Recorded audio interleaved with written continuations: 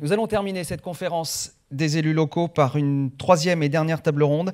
Elle concerne la politique du logement, les nouveaux dispositifs incitatifs mis en place par le département pour à la fois diminuer la part du logement du coût du logement dans le budget des ménages, favoriser l'autonomie dans son logement, maintenir les personnes âgées à domicile et enfin accompagner les collectivités dans la revitalisation des centres-bourgs. Pour en parler, merci d'accueillir Diane Le Seigneur, Jean-Pierre Margeaucric et Sophie Leroy. Merci de les accueillir tous les trois, s'il vous plaît.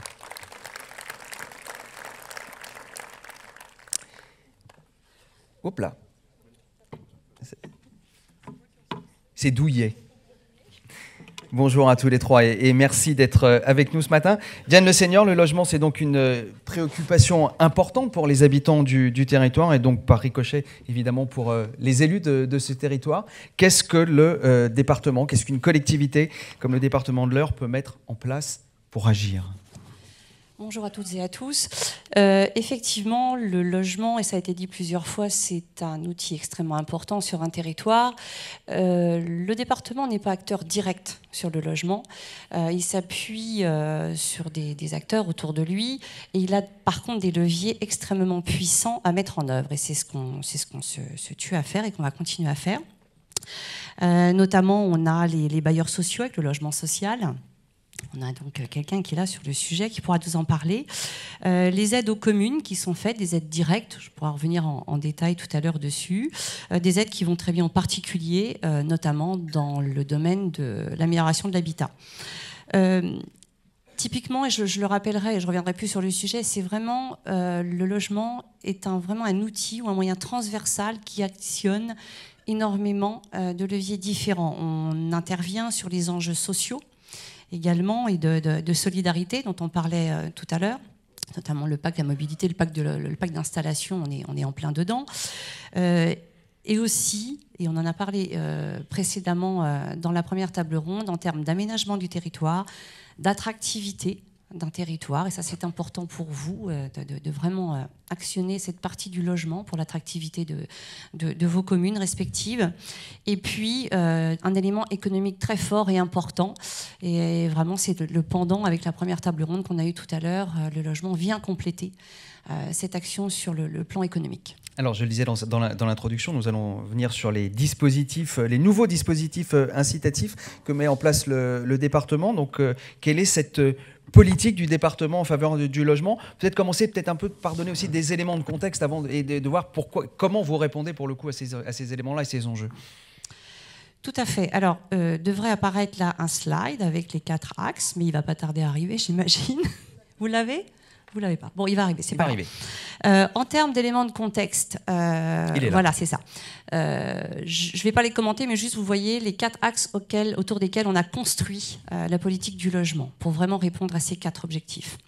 Élément de contexte, vous connaissez la situation du département de l'Eure, à proximité immédiate de la région parisienne, donc avec une forte attractivité par l'est du département, et puis à proximité de la région rouennaise, donc une forte attractivité par le nord.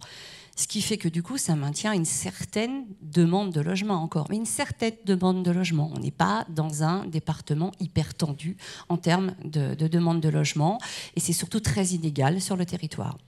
Du coup, qu'est-ce qu'on met en place par rapport à ça? C'est tout simplement de dire et d'affirmer et de mettre tout en œuvre pour limiter les constructions partout. On ne va pas construire partout.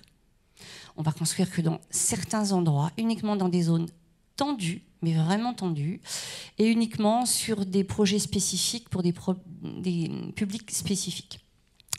Et sur tout le reste du territoire, sur l'ensemble du territoire, mettre vraiment l'accent sur tout ce qui est la réhabilitation et la rénovation du patrimoine existant.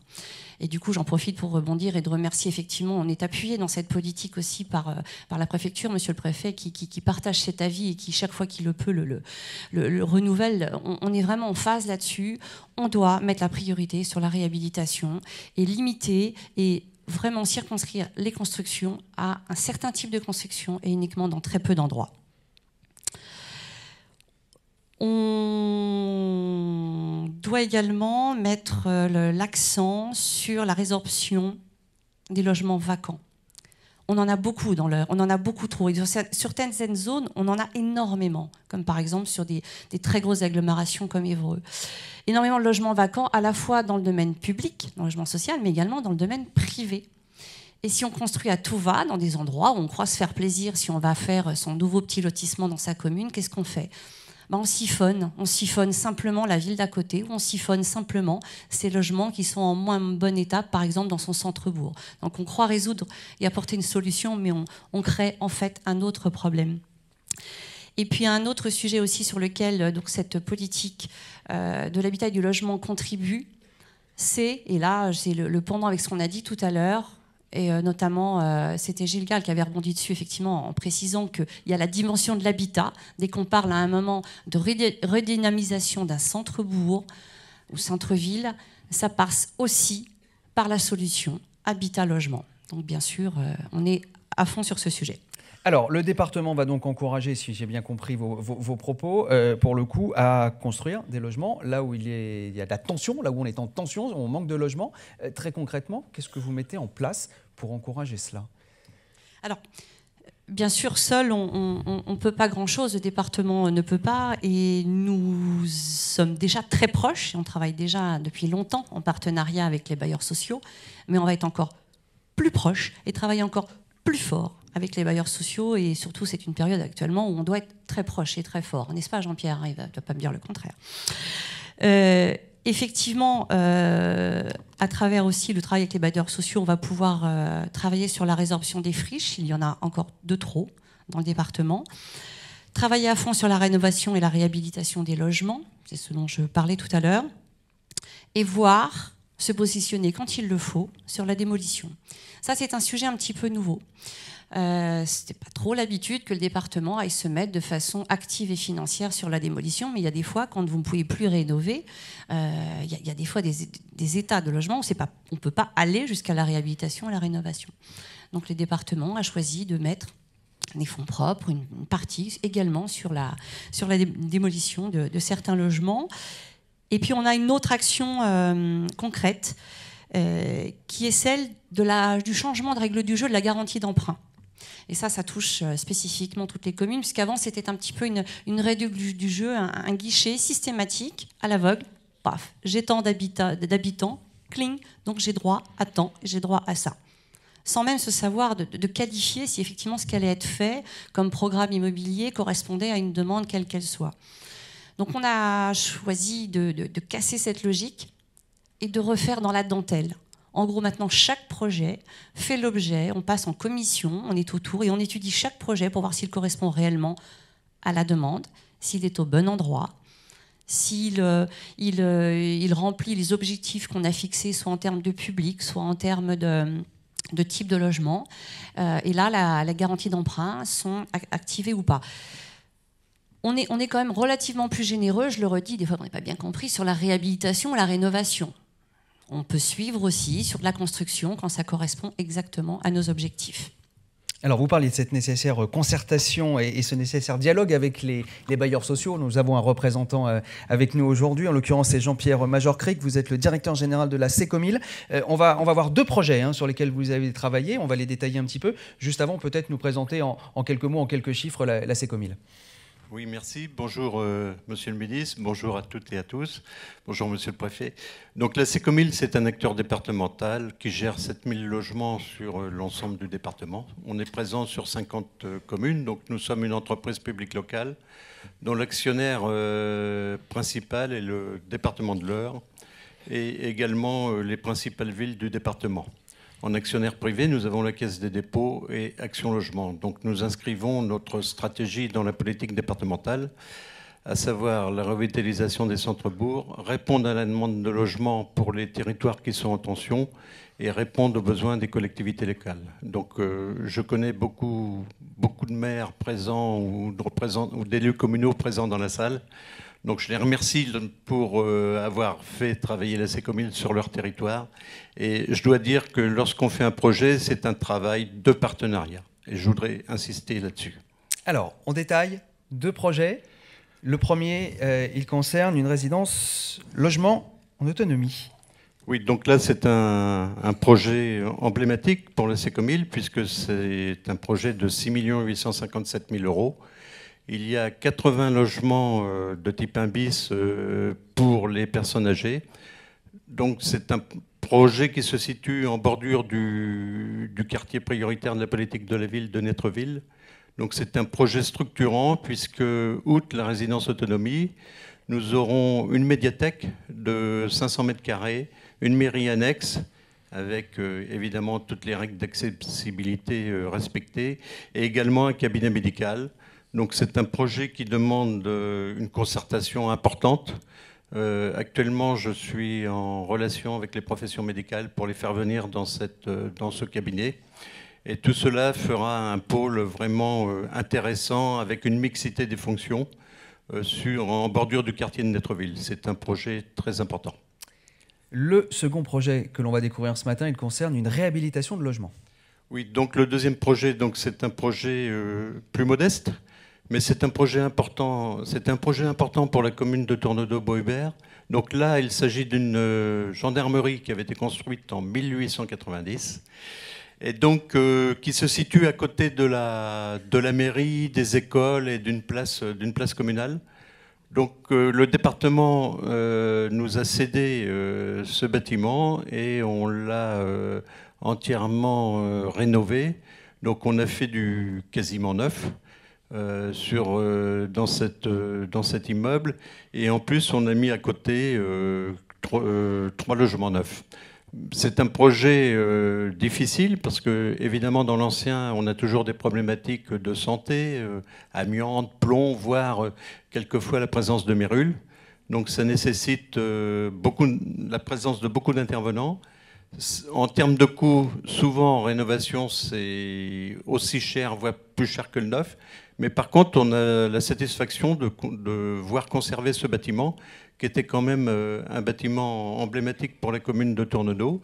Et au début, j'avais une position qui était volontairement un peu provocatrice, c'est de dire, bon, écoutez, ça coûte trop cher de faire de rénover l'ancien, et on va mettre la gendarmerie, on va la démolir. Bon, bien évidemment, on n'a pas poursuivi dans cette voie, et grâce au département, à la commune de Tournedos, on a réussi à réaliser cette opération. Et c'est vrai, maintenant, lorsqu'on vient à la mairie de Tournedos, nous sommes très fiers de voir ce bâtiment rénové. Et maintenant, c'est pas 1890 qu'on vise, c'est beaucoup plus loin, puisqu'on l'amortit, ce bâtiment, sur 40 ans.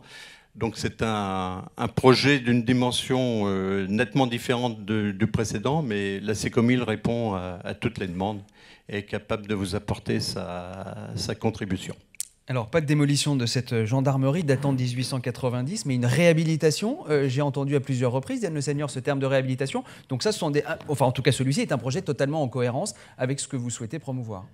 Oui, typiquement, et effectivement, ce sont deux beaux exemples qui illustrent ce que nous voulons porter, promouvoir, et avec les Sécomil et les autres bailleurs.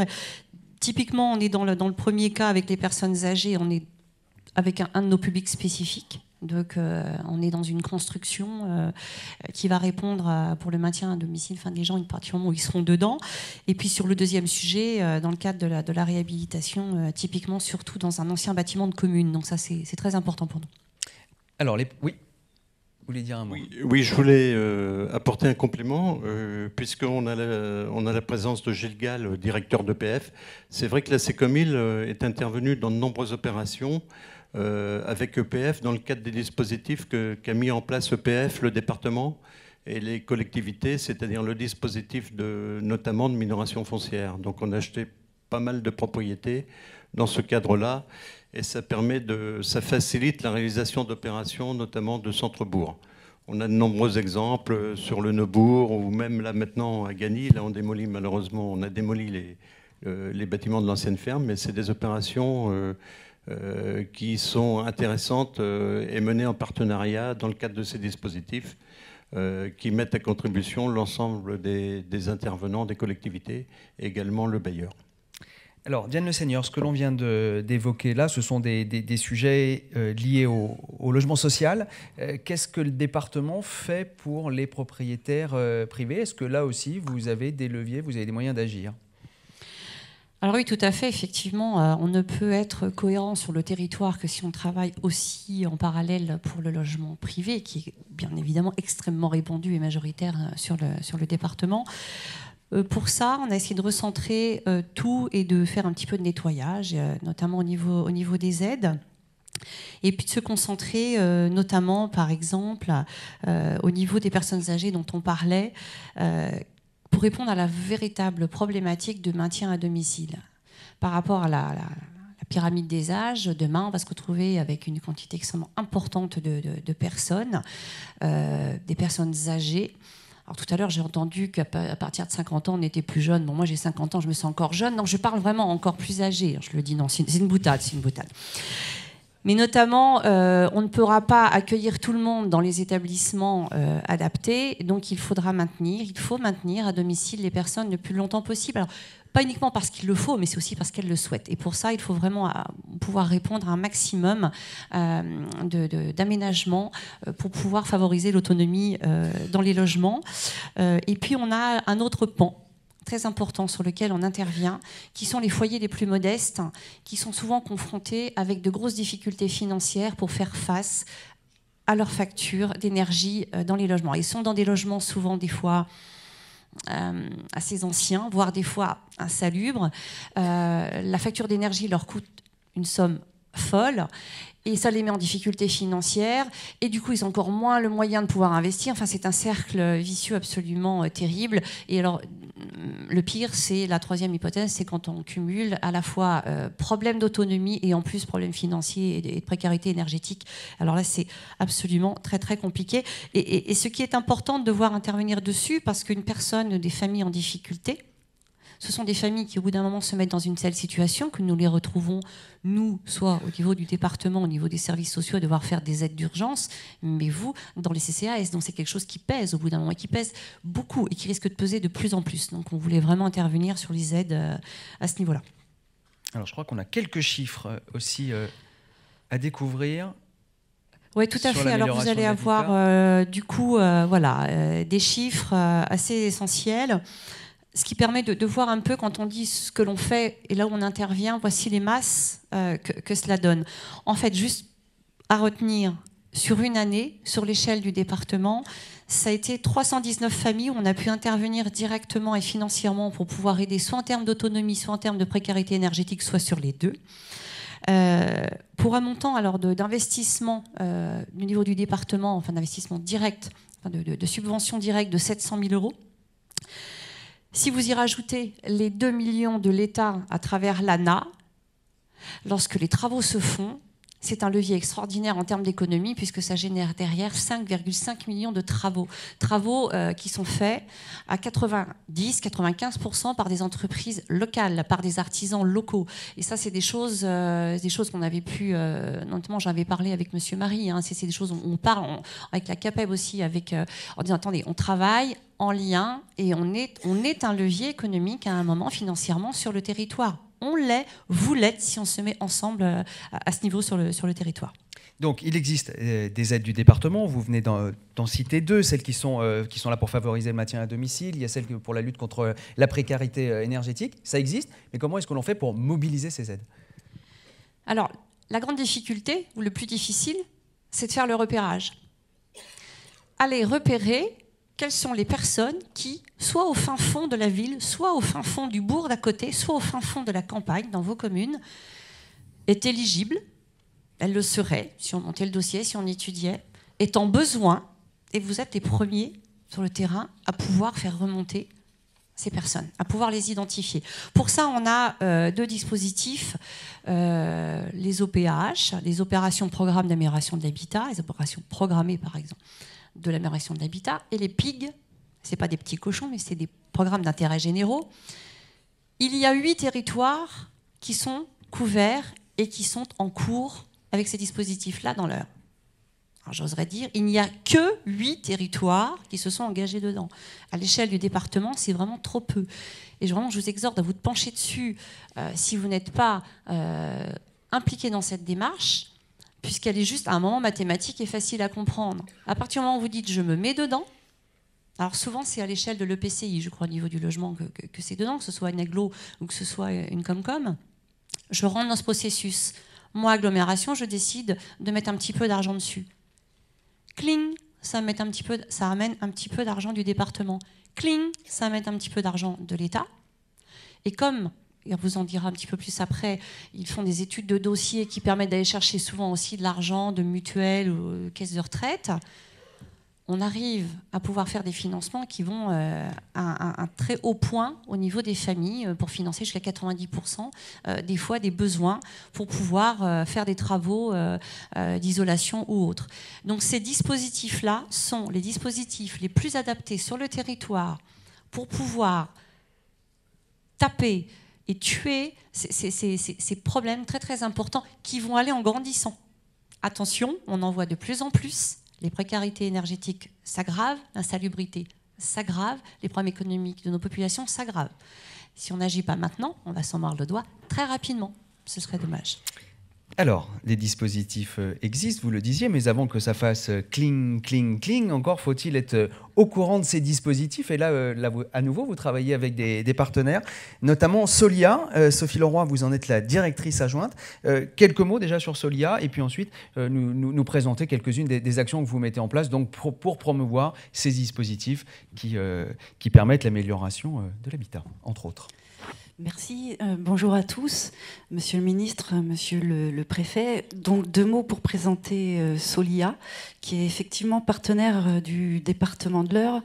Rappelez que Solia, c'est anciennement aussi Habitat et Développement, pour ceux qui connaissaient mieux sous cette appellation. Nous avons changé de nom il y a 2 ans. Donc Solia veut dire solidaire pour l'habitat. Notre mission, c'est d'intervenir auprès des particuliers, justement, pour les accompagner dans leur projet d'amélioration de l'habitat, mais également auprès des collectivités qui souhaitent, dans le cadre de leur projet de territoire, intégrer justement une action en direction du parc privé, lutte contre l'habitat indigne, par exemple, ou la maîtrise de l'énergie dans l'habitat. Notre association est membre d'un grand réseau national, puisque le réseau Solia est le premier opérateur en amélioration de l'habitat au niveau national. Il y a 97 structures qui sont réparties sur toute la France et 3200 collaborateurs, ce qui nous permet, nous, de nous nourrir des expériences qui ont lieu par ailleurs sur d'autres territoires et de faire évoluer nos métiers. C'est le cas notamment de métiers que nous avons fait évoluer récemment autour du bien vieillir chez soi, des ateliers que nous menons auprès des seniors pour faire de la sensibilisation au maintien à domicile, mais également les métiers autour de la précarité énergétique, on en a parlé tout à l'heure. Nous animons également des ateliers autour de cette question très importante. Nous sommes une équipe qui localement représente 19 collaborateurs avec des techniciens du bâtiment, essentiellement des conseillers habitat, des conseillers info et énergie et un ergothérapeute, important également pour la mission de maintien à domicile. Nos partenaires sont le département, on en a parlé, l'ANA, l'ADEME, la CAF, l'Ogiliance, mais également les chambres consulaires comme la Chambre des métiers, la CAPEB, la FFB, puisque, on l'a souligné tout à l'heure, les actions que nous menons sur le terrain en matière d'amélioration de l'habitat sont générateurs de nombreux chantiers. Et ces chantiers profitent en premier lieu aux entreprises locales. D'accord, mais si moi individuellement, donc, je suis confronté à cette problématique de maintien à domicile ou de précarité énergétique, quand je viens vous voir, qu'est-ce que vous faites pour moi ? Alors, quand on vient vous voir, on déroule tout un accompagnement. C'est vous qui venez me voir ou c'est moi qui viens vous voir ? Alors, ça peut être les deux. Dans un premier temps, effectivement, ça va être vous qui venez nous voir. Et dans ce cadre-là, nous accompagnons la personne d'abord en termes d'information sur les aides auxquelles elles peuvent prétendre, mais également en termes de conseils techniques sur les travaux à réaliser. Et, il arrive parfois que des personnes arrivent avec un projet qui ne soit pas forcément en lien avec sa capacité financière, tout simplement à faire les travaux, ou pas adaptés, ne serait-ce que pour entrer dans les critères d'éligibilité des aides. Donc on va être un petit peu on va orienter les gens correctement. On va être amené ensuite à faire des visites à domicile pour vraiment faire un état des lieux complet du logement, s'assurer que la priorité des travaux est bien celle qui est envisagée, ou si ce n'est pas le cas, essayer de voir comment on peut réorienter le projet. On fait ensuite tout ce qui est recherche de financement et on aide le particulier à monter son dossier. On l'assiste complètement dans sa démarche. Il faut savoir que dans les bénéficiaires que nous accompagnons, il s'agit essentiellement pour 45% de personnes âgées, donc qui ont besoin d'être rassurés sur les travaux. Ça représente parfois pour eux une grosse opération, un parcours de combattant. Donc on est là un petit peu pour faciliter leur démarche et faciliter le passage à l'acte pour des personnes qui ne seraient pas complètement décidées à aller faire leur projet, surtout parce qu'ils n'ont pas les moyens. On ne l'a peut-être pas dit, mais vous venez me voir, je m'assurerai quand même que vis-à-vis des dispositifs, vous remplissez les critères d'éligibilité, notamment les critères de ressources qui sont à respecter. D'accord, alors on disait évidemment je peux venir vous voir, mais je rebondis sur les propos de Diane Le Seigneur il y a quelques instants qui disait notamment sur le sujet de la précarité énergétique, attention il faut qu'on s'en préoccupe parce que sinon on va au-devant de vrais problèmes. Si je ne viens pas vous voir, quand on a préparé cette séquence, vous m'avez dit moi j'ai besoin aussi des élus qui sont en connaissance de ces sujets-là, donc il faut que vous aussi vous puissiez aller voir les gens qui sont dans ces situations, et donc il faudrait quasiment un dispositif d'alerte. Oui, c'est-à-dire que là on vient de parler d'un exemple où vous venez me voir parce que vous connaissez Solia, et malheureusement il y a encore beaucoup de gens qui ne connaissent pas l'association ni les aides disponibles. Là où les élus ont un rôle important, c'est que, ils ont un outil qui existe, et Madame Le Seigneur en a parlé tout à l'heure, qui s'appelle les opérations programmées d'amélioration de l'habitat. Ce sont des outils assez simples finalement à mettre en place. Elles sont menées à l'initiative des collectivités. Ces opérations peuvent être menées à différentes échelles pour traiter des besoins différents en fonction des territoires. Donc il peut s'agir de communes, il peut s'agir de communautés de communes, de communautés d'agglomération, pour traiter des problématiques qui vont toucher à la fois le rural, l'urbain, qui peuvent aller toucher tout un territoire rural comme un centre-ville. On a parlé pas mal de centre-ville tout à l'heure, et l'habitat dans les centres-villes, c'est une question importante. Et lorsque l'on intervient dans les centres-villes, on contribue de manière transversale avec les autres actions à revitaliser les centres-bourgs. Et ces opérations d'amélioration de l'habitat dont je parlais tout à l'heure ont la particularité d'être très opérationnelles. Elles durent de 3 à 5 ans. Et pendant toute la durée de l'opération, tous les acteurs, les financeurs sont mobilisés. Il se trouve qu'il y a la CAF, l'ANA, le département, les caisses de retraite qui vont s'engager dans le cadre d'une convention à réserver des crédits. Et pendant toute l'opération, donc pour le territoire qui aura lancé cette opération, il va y avoir des moyens mis en place. Et au-delà des aides financières, puisque c'est pas c'est déterminant pour le particulier, mais pas suffisant, il y a un gros travail d'animation, donc de communication pour faire connaître les dispositifs, puisque on ne les connaît pas suffisamment, mais aussi de l'animation pour promouvoir l'opération. Et là où je disais où les élus ont un rôle important, c'est que précisément dans ces opérations, les élus nous aident à repérer les situations, connaissent bien les administrés de leur commune, et lorsqu'ils sont bien convaincus de l'intérêt et de l'enjeu de l'opération, nous amènent donc des contacts, et nous travaillons ensemble pour essayer de les résoudre ensemble. Voilà pour le rôle des élus dans ce type d'opération. Merci beaucoup, Diane Le Seigneur. Elle est tellement convaincante. Je vous ai dit qu'il n'y en avait que 8 qui étaient engagés. Donc, d'ici quelques mois, on en a au moins 3 ou 4 qui vont rentrer dans la démarche. Sinon, je n'y comprends rien. Pour compléter ça, le département met en place en 2018, c'est pas encore sorti. On est en train de finaliser les dossiers. 2 choses. Vous l'avez entendu et Sophie l'a dit. Donc, il y a tout un dossier, une personne qui n'a pas trop les moyens. On fait l'étude, voilà tout ce qu'il faut faire pour arriver à obtenir l'objectif de ce qu'elle veut dans son logement. On regarde, elle est éligible aux aides, tout va bien. Puis il y a un reste à charge. Il y a un reste à charge, je ne sais pas, sur 25 000 € de travaux, il y a un reste à charge de 500 €, 1 000 €. C'est pas beaucoup. Seulement pour cette personne-là, c'est énorme. Et ça suffira des fois à bloquer le dossier et elle ne passera pas à l'acte. Elle ne fera pas les travaux parce qu'elle ne peut tout simplement pas sortir 500 ou 1 000 €. Donc le département a décidé de faire un prêt à taux zéro également sur ce type d'opération pour vraiment lever le frein de ce reste à charge qui peut tout mettre en l'air en 10 minutes et ce serait gâché en plus par rapport à tout le travail qui est lancé. Donc voilà le premier point qu'on a réussi à sortir pour pouvoir inciter les personnes à passer le cap.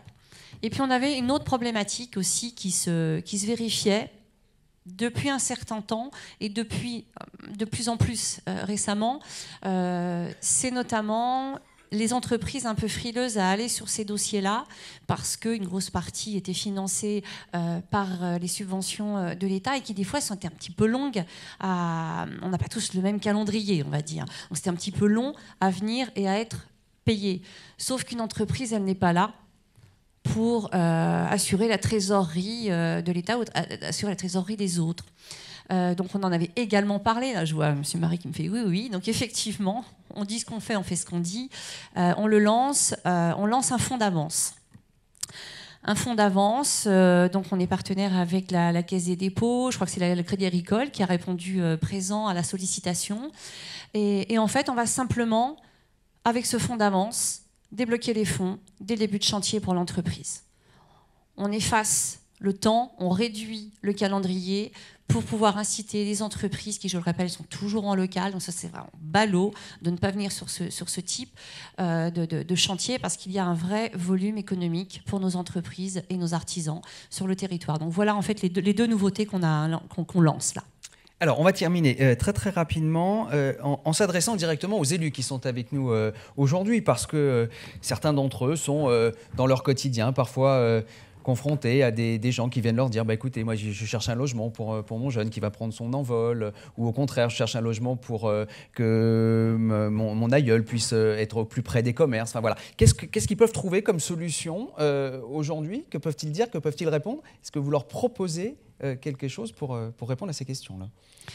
Alors, étant donné que les élus présents auront assisté à cette journée, déjà, ils auront vite été se renseigner pour lancer un OPH ou bien un PIC s'ils ne l'ont pas encore fait. J'en remets une couche des fois que. Et sinon, l'autre solution, c'est que nous réactivons et nous renforçons ce qui existait un petit peu avant, qu'on avait mis en sommeil et on a réactivé le processus sur la réhabilitation des logements locatifs communaux conventionnés. Alors, c'était un exemple aussi à travers ce que tu avais présenté tout à l'heure au niveau de l'ancienne gendarmerie. J'ai tilté aussi un petit peu quand j'ai entendu parler de la gendarmerie de Routot. Enfin, en gros, vous avez dans vos villages régulièrement, donc soit l'ancienne gendarmerie, soit le logement au-dessus de l'école, soit l'ancien presbytère, j'en passe et des meilleurs. Et le but est de dire, voilà, nous on vient dessus, on vient et on vous accompagne financièrement, on subventionne une partie de vos travaux pour pouvoir permettre de le réhabiliter et puis de le remettre à la location en logement conventionné. Alors vous avez là 3 exemples sous les yeux, donc je vais pas refaire l'histoire et vous en dire plus que ce qu'il y a là. Je vais juste mettre que sur l'exemple de Cormeilles, enfin sur les 3 d'ailleurs, à peu près le département a subventionné à hauteur à peu près entre 38 et 40%, c'est autour de 40% à chaque fois. Par contre, moi j'ai fait un petit calcul ce matin qui m'a amusé. Alors, je vais juste vous le redonner. Pour l'exemple de Cormeilles, par exemple, quand vous regardez que la commune a mis le montant des travaux était de 121 000. Le département a subventionné 46 000. Il reste donc à charge pour la commune 75 000 €. Et puis les loyers, je ne sais pas s'ils étaient charges comprises ou pas, vous m'épargnerez du coup le manque de justesse de calcul, mais j'ai fait un petit calcul assez simple. C'est juste un taux de rentabilité dès que vous allez le louer à la personne de 22%. Alors, si vous trouvez des investissements en termes d'immobilier qui font 22%, vous venez me le dire. C'est assez. En fait, il est remboursé en 4 ans et demi. Alors les autres en dessous, il est par exemple celui de Tilleul, il est un taux de rentabilité 13%. C'est pas mal. Lyons-la-Forêt, j'ai vu Thierry tout à l'heure, pas mal, 20%. Celui qui était fait de Lyons-la-Forêt. Bon, on n'est pas là pour faire de la rentabilité, mais en gros, double jackpot. À un moment, vous avez juste un loyer qui rentre, qui n'est pas négligeable, mais surtout, vous pouvez peut-être conserver une famille dans votre commune, ou simplement loger les enfants qui ont grandi puis qui n'ont pas nécessairement, ils n'ont pas tous envie de partir, nos jeunes, qui ont envie de rester dans le coin. Donc voilà, double effet qui se coule, mais je pense que c'était important qu'on réactive ce procédé-là. Regardez ce que vous avez chez vous, on peut vous aider. Voilà, j'espère que je vous ai convaincu en tout cas. Merci. Merci à tous les trois pour la présentation de ce qu'il est possible de faire en matière de logement.